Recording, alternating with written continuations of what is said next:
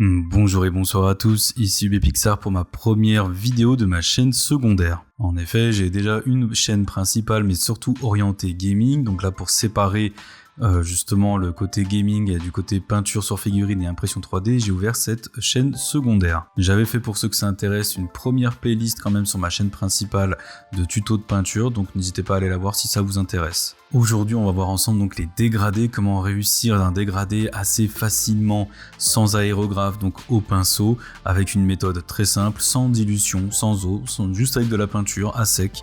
Donc pour expliquer un petit peu tout ça, je vais montrer quelques étapes. Vous pouvez voir là, pendant que je vous parle, déjà le résultat final de ce qu'on va faire, mais aussi pendant que je vais vous parler durant la vidéo, je mettrai des incrustations de figurines où j'ai utilisé cette technique-là, comme par exemple la Shinobu, une grosse figurine que j'ai imprimée pour un de mes abonnés de ma chaîne principale, donc une figurine de 45 cm, et le kimono et les ailes des papillons ont été faits avec la technique que je vais vous présenter aujourd'hui. Donc durant la vidéo, je vais vous présenter les techniques, comment les utiliser, comment les mettre en pratique, les erreurs à ne pas faire, si elles sont faites, comment les rectifier, pourquoi on fait ces erreurs-là aussi, pour vous expliquer comment les éviter, et enfin vous montrer comment on rattrape ces erreurs. Étant donné que la technique que je vais vous présenter est une technique de brossage à sec, donc c'est-à-dire sans dilution, uniquement avec des pinceaux qui ressemblent un petit peu à des brosses, vous pouvez voir pendant que je vous parle différents types de pinceaux que vous allez pouvoir utiliser selon vos besoins, selon la taille de la surface que vous allez devoir peindre, si c'est une surface lisse, avec des textures ou autres aussi, ça va dépendre un petit peu de tout ça.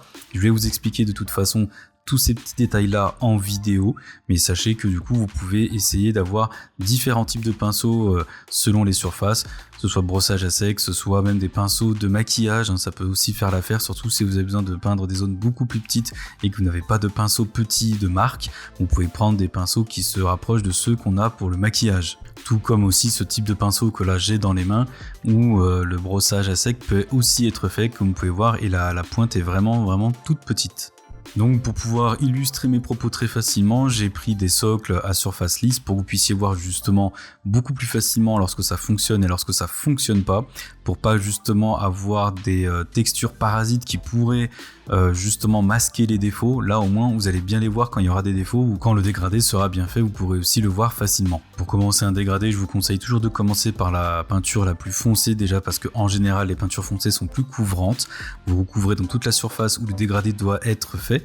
Et pour vous aider également, je vous invite à faire des dégradés avec 4 couleurs, en tout cas des couleurs paires, un chiffre de couleurs paires, c'est-à-dire une très foncée, une très claire, une couleur de transition qui tire vers le foncé et une couleur de transition qui tire vers le clair. Et là, autre chose que vous pouvez voir pendant que je vous parle, c'est de toujours peindre dans un seul et même sens pour éviter les traces de pinceau, pour éviter de déplacer la peinture, surtout si vous en mettez beaucoup sur votre surface. Donc là, j'ai fait en sorte de commencer à appliquer un bleu foncé et je fais en sorte de pas trop en mettre au début, quitte que ça laisse quelques petits espaces où on voit encore la sous-couche, c'est pas grave, puisque je repasserai une seconde fois avec mon pinceau pour recouvrir la totalité de la plaque. Vous voyez, donc là j'ai fait un deuxième passage. Donc ce que j'appelle un passage, pour que vous puissiez bien comprendre, c'est le fait de remettre une seconde couche pour une teinte en particulier.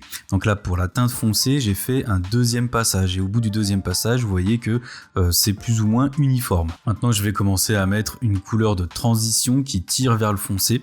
Donc c'est un bleu un peu plus clair que celui qu'on vient de voir là, mais il est toujours un petit peu plus foncé. De toute façon, ne vous inquiétez pas, en fin de vidéo, je mettrai les références des peintures, mais si je n'en parle pas dès le début, c'est que pour moi, ça n'a aucun intérêt. En fait, vous pouvez faire ça avec n'importe quelle marque de peinture, je suis pas sponsorisé ou quoi que ce soit, je suis pas non plus sectaire, vous prenez la peinture et la marque que vous souhaitez, mais si ça vous intéresse, je mettrai en fin de vidéo, et même en commentaire aussi, dans la description, les références de mes peintures. Et là je vous montre aussi quelque chose qu'il ne faut pas faire, donc là j'oriente volontairement du mauvais côté et vous voyez ça pourrait laisser des traces. Donc là je vous indique bien qu'il faut toujours peindre dans le même sens, sinon vous aurez tendance à déplacer la peinture, surtout si vous en mettez beaucoup au début. Plus vous allez mettre de peinture sur votre pinceau, et plus vous allez laisser des grosses marques si jamais vous laissez en fait des pâtés. Et en plus de ça, si vous déplacez la peinture dans le mauvais sens, vous allez faire des trous. On va voir après tout ça, je vais faire exprès de créer volontairement ces erreurs là. Donc comme vous pouvez voir, j'ai fait 2 passages comme je vous avais dit précédemment pour la peinture foncée, et j'ai fait maintenant aussi 2 passages pour cette peinture là, et vous voyez ça commence doucement à faire déjà un dégradé. Donc maintenant on va partir sur la peinture la plus extrême de l'autre côté, donc une peinture beaucoup plus claire, et là je vais mettre volontairement un peu plus de peinture, mais c'est normal, avec un pinceau aussi beaucoup plus petit pour éviter d'aller trop loin, et je vais faire en sorte de mettre plus de peinture. Pourquoi ? Parce que les extrémités en général c'est le seul endroit où je mets plus de peinture qu'ailleurs. Donc l'intérêt de faire ça, c'est que pour la peinture la plus claire, je dénote un petit peu avec le reste, ça fait un peu une ligne de démarcation, mais ce n'est pas grave, c'est justement un repère visuel, et c'est en fait en partant dans le sens inverse que je vais après tirer la peinture pour créer un effet de dégradé. Donc là justement c'est ce que j'ai fait, j'ai tiré la peinture claire vers le bas, et vous pouvez voir qu'elle commence à chevaucher l'autre teinte. Donc j'ai fait là aussi 2 passages pour la peinture la plus claire. Je vais maintenant reprendre la peinture la plus foncée et commencer là aussi à faire un 3e passage. Et là vous pouvez voir déjà le résultat, c'est vraiment assez intéressant. Donc pour récapituler, j'ai mis la peinture la plus foncée d'un côté, la plus claire de l'autre. J'ai utilisé ensuite 2 autres teintes que j'ai tirées l'une vers l'autre pour créer un effet de dégradé. Comme vous avez pu voir, ça reste très simple à utiliser, aucune dilution, aucune autre chose à comprendre, juste de toujours peindre dans le même côté, dans le même sens, soit vers le haut, soit vers le bas, mais de toujours tirer vers le centre de votre dégradé. Après, évidemment, il y a quelques petits défauts qu'on peut voir. Je n'ai fait que 3 passages par teinte. Après, si vous voulez vraiment rendre ça encore plus parfait, vous pouvez toujours ajouter des passages supplémentaires. Ça, après, c'est à vous de voir selon le niveau de perfectionnisme que vous avez. Maintenant, je vais vous montrer les erreurs. C'est-à-dire que vous voyez là, par exemple, quand on met trop de peinture, mettre trop de peinture a plusieurs effets négatifs. Le premier que je vais vous présenter, comme vous pouvez voir là, c'est que déjà, ça va laisser des trous une fois qu'on va pas attendre qu'elle sèche et qu'on va vouloir déplacer en fait la peinture et aller dans le mauvais sens en plus de ça. C'est-à-dire peindre d'une façon, par exemple de haut en bas, et ensuite, sans même attendre, repeindre de droite à gauche. Et bien là, le truc, c'est que ça va déplacer la peinture et on va voir la sous-couche qu'il y a en dessous. Donc là, je vais volontairement le faire là sur une plaque, sur un socle rectangulaire bleu, et vous voyez qu'en déplaçant un peu n'importe comment un endroit où il y avait beaucoup de peinture et je n'ai pas non plus laissé le temps à la peinture de sécher, mais vous pouvez voir que ça a déplacé la peinture et en fait, je suis en train de l'effacer, je suis en train de la supprimer de la surface. Et ça, c'est absolument ce qu'on veut éviter. Donc retenez bien, si vous n'attendez pas que ça sèche et si vous mettez beaucoup trop de peinture, c'est déjà un risque qui peut y avoir, c'est donc de déplacer la peinture et de faire un trou très moche. Mais vous inquiétez pas, c'est totalement rattrapable et c'est ce que je vais vous montrer maintenant. Donc pour gommer ce trou, on va remettre de la peinture foncée, donc la plus foncée, donc la même teinte, et on va passer plusieurs couches et attendre que ça sèche pour qu'on puisse effacer petit à petit ce fameux trou, et ensuite on mettra une autre teinte en plus pour masquer tout ça. Et là, comme vous pouvez voir, hein, je commence déjà doucement à effacer petit à petit le trou. Bon, on le voit encore, donc il va falloir quand même plusieurs passages, hein. Ça va pas se faire en une seule couche. Donc voilà, j'ai attendu que ça sèche, donc je vais remettre un autre passage, hein. On va continuer, on va vraiment masquer ce trou en mettant de la peinture un peu partout. On va pas se concentrer uniquement sur ça, sinon ce sera plus du tout uniforme. Donc le but, c'est de remettre la couche de partout sur la zone où le dégradé doit être présent, mais en veillant bien sûr à faire en sorte de masquer ce fameux trou de peinture.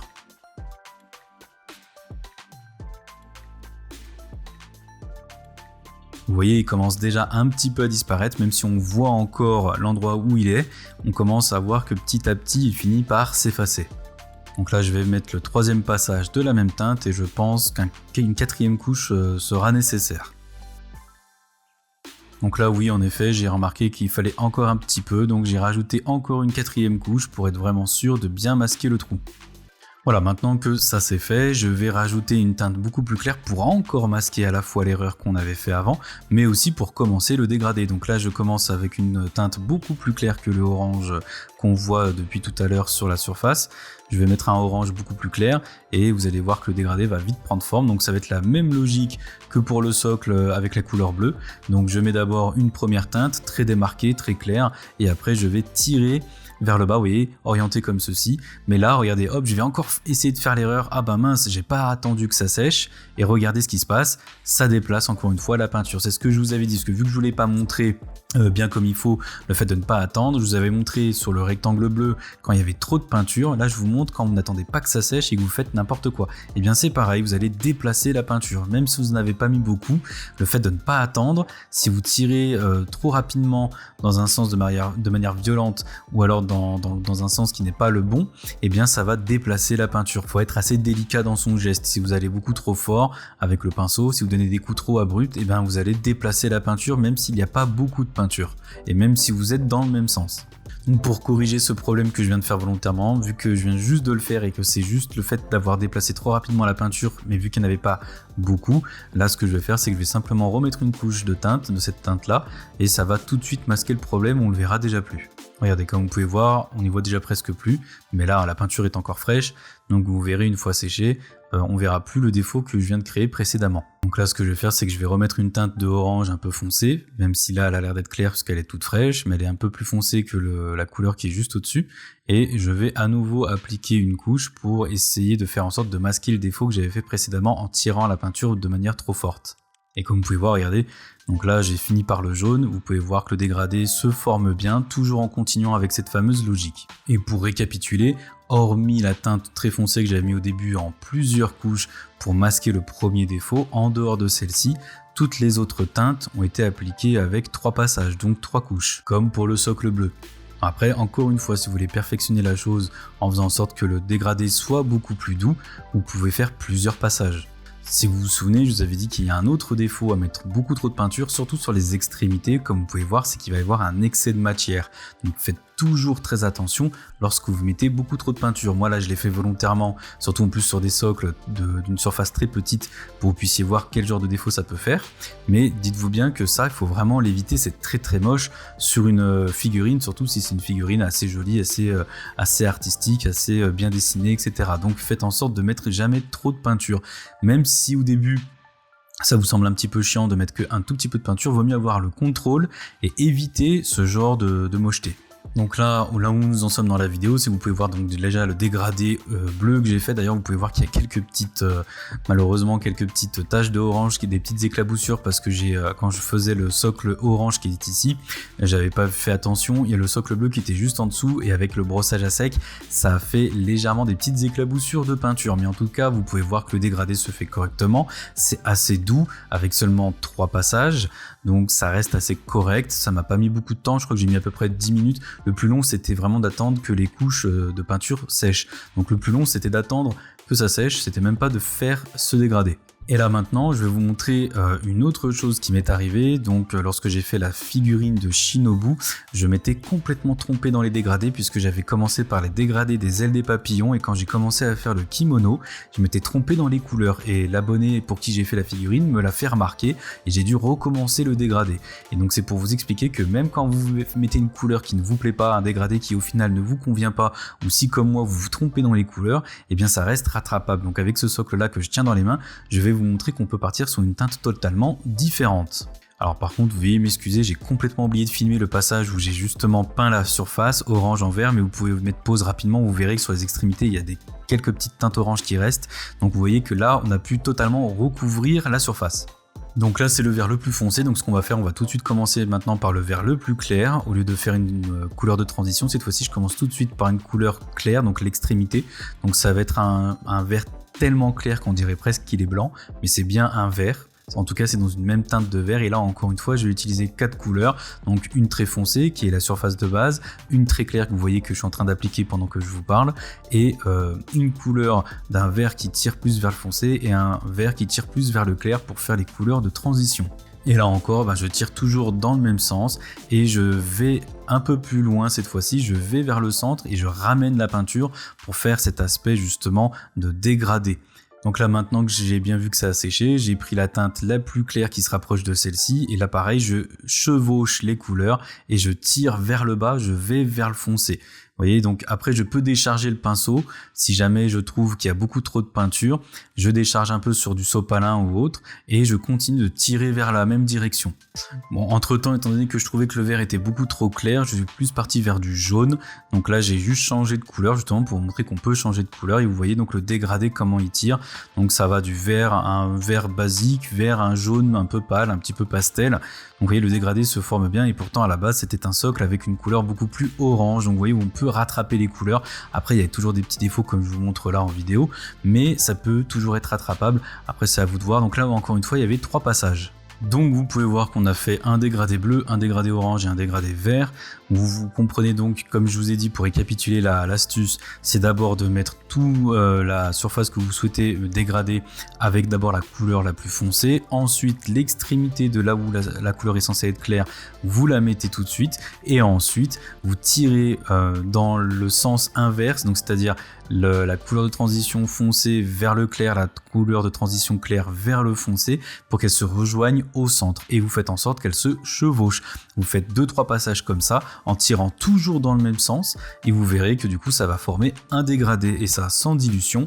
Et pour ce qui est des gouttes de peinture, au passage j'ai oublié de vous dire la quantité, en général vous mettez une seule goutte et vous commencez à appliquer sur votre surface. Et si vous trouvez que c'est trop chargé, vous prenez votre pinceau et vous y mettez un petit peu sur du sopalin, etc. pour décharger un petit peu la peinture.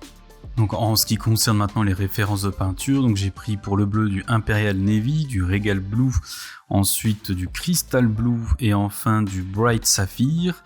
Ensuite pour le orange, là ce que j'ai fait c'est que j'ai pris du Molten Lava, j'ai pris du Lava Orange, j'ai ensuite pris du Inner Light et après je suis parti sur une teinte de jaune, le Warped Yellow. Et pour le vert, j'ai pris donc de Emerald Forest, du Rain Forest, Electrim Lime et enfin le Afterglow. Donc après c'est juste pour avoir des références, je suis resté dans la simplicité en restant toujours dans les mêmes teintes. Dans un autre tuto je vous montrerai aussi quand on fait comment faire justement un dégradé qui part d'une couleur qui n'a rien à voir avec l'autre. Donc par exemple j'invente un bleu qui irait après sur du rouge par exemple ou autre, mais là pour le moment pour vous entraîner je vous conseille de rester dans les mêmes teintes parce que c'est beaucoup plus facile à maîtriser, beaucoup plus facile aussi à gérer, comme vous pouvez voir là j'ai pas eu besoin de mélanger des couleurs différentes pour faire une couleur de transition. Enfin, pour vous montrer sur une petite figurine ce que ça peut donner, pour ce qui est justement de la cape de cette figurine-là, de ce personnage-là, j'ai appliqué exactement cette méthode. Pas pour la peau, mais uniquement pour la cape, celle que je vous montre là. Le devant comme le derrière, j'ai appliqué cette technique de dégradé. Vous pouvez voir quand on prend vraiment bien son temps, on voit plus aucune trace, on voit plus aucune marque, comme vous pouvez voir là. Vous voyez, il n'y a pas vraiment de marque de transition et vous voyez, c'est fait au brossage à sec et bien maîtrisé, il n'y a aucun résidu, aucune matière, déposée sur les côtés, etc. Donc j'espère que ce premier tuto vous aura plu, surtout si c'est le cas, n'hésitez pas à la partager, à mettre un like, à commenter cette vidéo, à me dire aussi ce que vous en avez pensé. Si vous avez des questions, des choses comme ça, n'hésitez pas à me les poser en commentaire ou à rejoindre mon Discord et à indiquer sur Discord quand vous arrivez dessus que vous êtes là pour la peinture et je vous répondrai avec plaisir. Voilà, donc sur ce, je vous souhaite une bonne semaine et un bon week-end et je vous dis à la prochaine. Ciao ciao.